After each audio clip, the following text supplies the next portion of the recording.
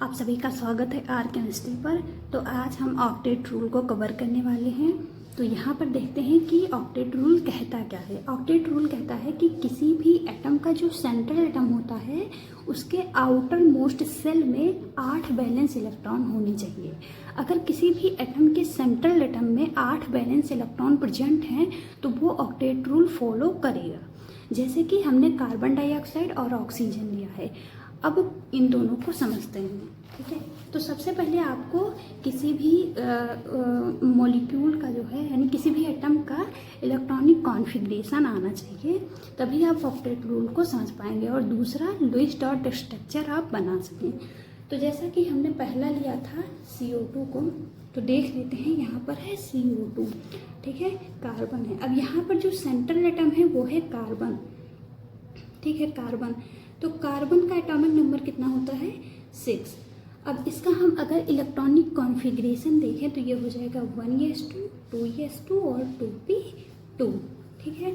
इसके balance cell में कितने इलेक्ट्रॉन हैं? तो इसके बैलेंस सेल में 4 बैलेंस इलेक्ट्रॉन हैं, यानी कि कार्बन 4 बॉन्ड बना सकता है, ठीक है। तो ये कार्बन क्या करेगा, इसके बैलेंस सेल में 4 इलेक्ट्रॉन हैं, ठीक है। अब ये ऑक्सीजन से बॉन्ड बनाएगा।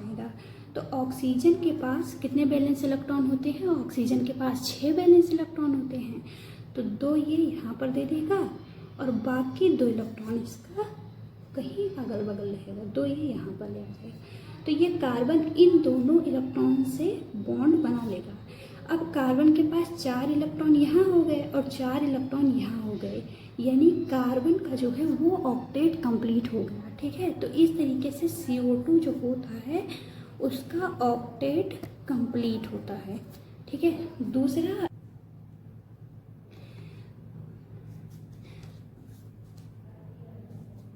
कुछ ऐसे स्पीसीज होते हैं जो ऑक्टेट रूल को फॉलो नहीं करते हैं। उन स्पीसीज को या उन मॉलिक्यूल्स को हम हाइपोवैलेंट या फिर हाइपरवैलेंट बोलते हैं।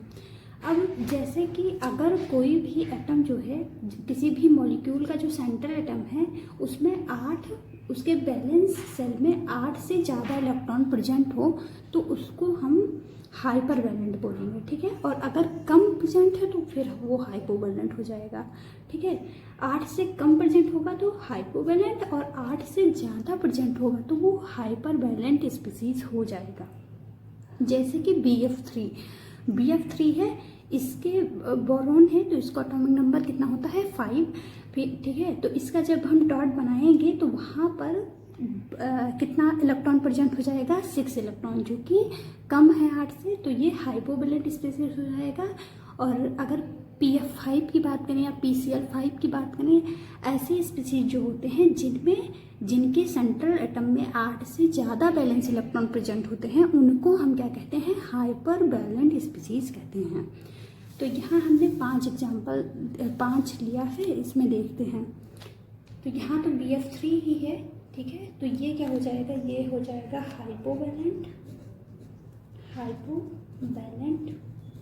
ठीक है। उसके बाद में CO2 है, तो यहाँ पर हमने देखा था कार्बन डबल बॉन्ड बनाता है ऑक्सीजन के, डबल बॉन्ड ऑक्सीजन। तो यहाँ पर 1 2 3 4 5 6 7 8, यानी कि यहाँ पर ऑक्टेट कंप्लीट है। तो ये ऑक्टेट रूल को फॉलो करेगा।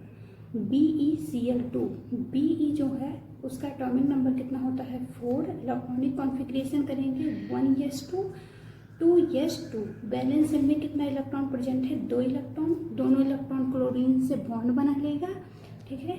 तो BE जो होगा उसका दोनों इलेक्ट्रॉन क्लोरीन से बॉन्ड बना लेगा। तो 1 इलेक्ट्रॉन यहाँ, 2 यहाँ, 3 और 4, यानी यहाँ पर 4 इलेक्ट्रॉन ही प्रेजेंट होगा बेरिलियम के आउटर मोस्ट सेल में, ठीक है, या फिर बैलेंस सेल में। तो ये 8 से कम है तो इसके लिए ये क्या हो जाएगा? ये हो जाएगा हाइपोवैलेंट, ठीक है, हाइपोवैलेंट। BCl2 देखते हैं, तो ये सेम ही है, तो ये भी हो जाएगा हाइपोवैलेंट, ठीक है। यहाँ ऐसे 4 है तो यस, यानी कि सल्फर का जो इलेक्ट्रॉनिक कॉन्फ़िगरेशन होगा मतलब इसके हमको बैलेंस सेल में देखना है। तो सल्फर को जो सल्फर के बैलेंस सेल में कितने इलेक्ट्रॉन होंगे, 6 बैलेंस इलेक्ट्रॉन होंगे, ठीक है। तो यहाँ पर हम लिख देंगे 1 2 3 4 5 6, ऐसे भी कर सकते हैं, 6 बैलेंस इलेक्ट्रॉन होंगे। तो ये एक क्रॉस वाला होता है, उससे हम कर सकते हैं। तो यहाँ से 4 से फ्लोरीन बॉन्ड बना लेगा, यानी कि फ्लोरीन फ्लोरीन फ्लोरीन और फ्लोरीन। तो यहाँ फ्लोरीन ने भी अपने 4 इलेक्ट्रॉन दिए हैं, तो 6 इसके थे और 4 इसके, यानी कि यहाँ पर 10 इलेक्ट्रॉन आ जाएंगे।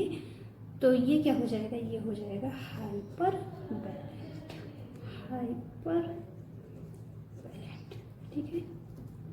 तो ऐसे ही हमारा जो है ऑक्टेट रूल कंप्लीट हुआ।